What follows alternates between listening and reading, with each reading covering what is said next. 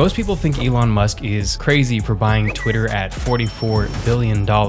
But here at Empire Flippers, we buy and sell businesses for a living, and we realized that Elon Musk might have actually made a genius move in buying this business. So I work at a company that helps people value and sell their online businesses, and I started wondering, when looking at this through the lens of how an Empire Flippers business is valued, did this purchase actually make sense at its current valuation? The simple formula for calculating a valuation of a business is taking the monthly net profit times what is called the valuation multiple. Now, the calculation is simple in itself, but calculating those figures is where more of the behind the scenes work comes in that we do for sellers in order to value the business. So calculating the monthly net profit will take the revenue, the expenses, we'll look at what are considered add backs, which are these one-off costs that can be taken off essentially as expenses. And we'll look at that over the course of the last 12 months, and we'll take the average of that 12-month period to calculate the monthly net profit. Now, the valuation multiple is where it becomes a little less straightforward. This is essentially a reflection of the business's strength. So we'll take multiple factors into consideration, such as the diversification of traffic, of revenue channels, the defensibility of the business, how well branded the business is, if the business is on an overall revenue incline or it's growing over time. Is it in an evergreen niche, or does it look like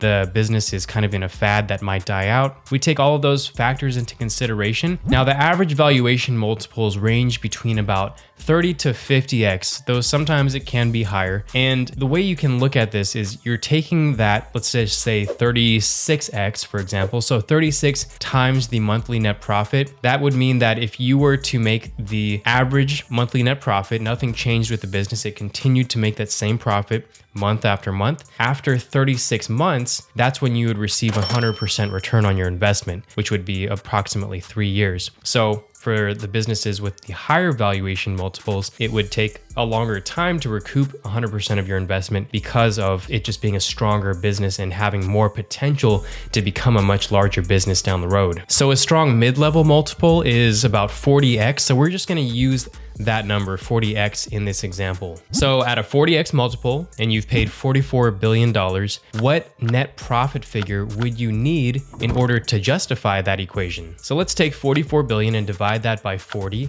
and you get $1.1 billion. So $1.1 billion per month in net profit. So the question then is, through Elon Musk's acquisition of Twitter, would the overall value of his portfolio increase by $1.1 billion per month or more? Now, there are two broad categories that I looked at when determining if the acquisition of Twitter would add $1.1 billion per month in net profit. So number one is the profit that Twitter brings in now and in the future. Number two is the profit increase of all of Elon Musk's other assets that grow as a result of the acquisition of Twitter. So first, let's talk about the profit that Twitter generates now and in the future. First, let's talk about ad revenue. Now, it's no secret that ad revenue has dropped significantly just over the past few months. Now, this is not Elon Musk's area of strength, and he has recognized this, and he has brought in a new CEO, Linda Yaccarino, to take over this portion of the company so that he can now focus on where his expertise actually lies, which is in the technology and the product. So this plays to the strengths of the new CEO to focus on the ad-focused part of the company, and we'll see after the next 12 months how Twitter grows or doesn't grow, and we'll likely see in 12 months, now that the CEO is driving operations, how ad revenue is impacted. And we'll also see how other parts of the company are impacted as a result of Elon Musk being able to focus on those areas of the company. All right, number two, let's talk about traffic. Now, this is where I think a lot of the potential lies for the future of Twitter. So as of April 2023, Twitter had 372.9 million users. And one way I'm looking at this is as an email list. Now, in the world of marketing, they say an email list is king. And the reason why they say this is because it's usually one of the only traffic sources that you own. You don't own your Instagram or your Facebook or your TikTok. I mean, just post something outside of any of these companies' terms of service and you'll find out. This is why building a business solely on social media media platforms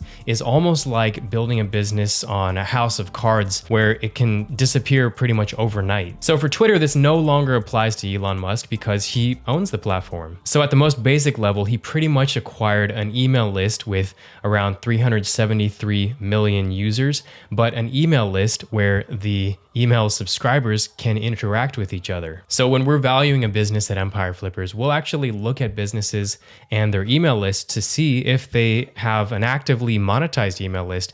And those businesses tend to get higher valuations because of the role that an email list can play in protecting your business. Now, an active email list is actually one of the factors that contributes to higher valuation multiples when we are valuing online businesses on our marketplace. And the reason why is because of the role that an email list, a well monetized email list, can play in terms of both protecting and growing the business. So using this list, Musk can launch new products or services to targeted groups on the platform. And he also talked about creating a super app that offers a collection of services. Now, that second one is interesting because if you think that this sounds like fluff, well, there are already countries actually doing this. Let's take Gojek as an example. So Gojek is Southeast Asia's leading on-demand multi-tech app that offers a variety of services, from being able to order food to hailing a cab to buying products online. So this company started in 2010 with just 20 motorcycles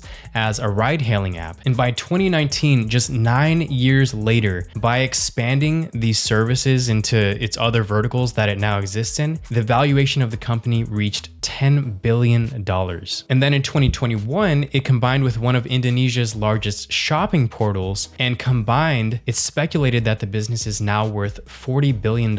So let's do a little comparison to demonstrate the point I'm trying to make. At 2019, the $10 billion valuation, there were a little over 36 million users on the app, all mostly within Indonesia, some within other Southeast Asian countries. So at 373 million users, Twitter has more than 10x the number of users that Gojek had at that $10 billion valuation. And a majority of Twitter's users, or I guess I would say a lot of Twitter's users, are in more developed countries that do have higher costs of goods and services. Now, I'm not going to just say you can take the $10 billion valuation and multiply that by 10 and get a $100 billion valuation for Twitter. I'm just saying this to explain the value of an existing product similar to what Twitter wants to create in another part of the world. So the napkin math sounds nice, but to realistically create a super app, Twitter would need to have all of those connected services that Gojek has. And that's where category 2 of this conversation comes into play. So let's talk about the profit increase of Elon Musk's all of his other assets that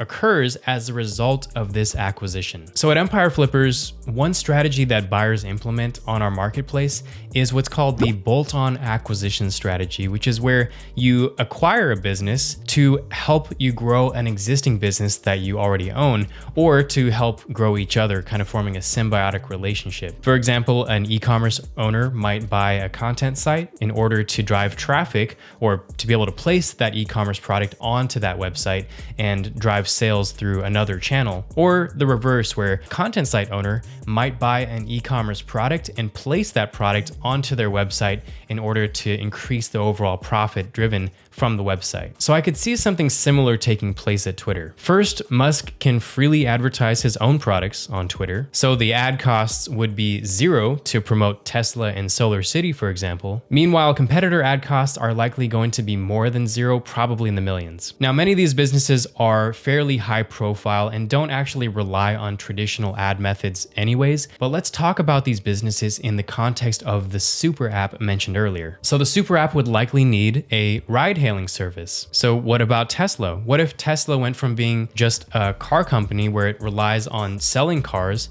to becoming a driverless ride-hailing service, where Tesla's business model no longer relied on selling cars to make it profitable? And then let's look at the Boring Company. What if the ride-hailing service mentioned previously connected seamlessly with a super fast underground long-distance subway system? How would the revenue of each of these companies increase as a result of these changes? And as a super app, how would Twitter's valuation change as a result of it it no longer being purely reliant on ad revenue? And then how would the stock prices of Twitter, Tesla, or any other publicly traded company within this sphere, how would all of those increase as a result? It's hard to speculate on all these changes without sounding completely science fiction, but I will say that it's very exciting to think about how these different pieces relate or they work with each other in order to create a product that could potentially completely shift the landscape. So there are a lot of ifs, but it's this potential type of shift that if these things did happen, it would not only make the acquisition make sense, but this would be an enormous win for Musk and he would look like a genius for this acquisition. So that's a lot of talk about a $44 billion business.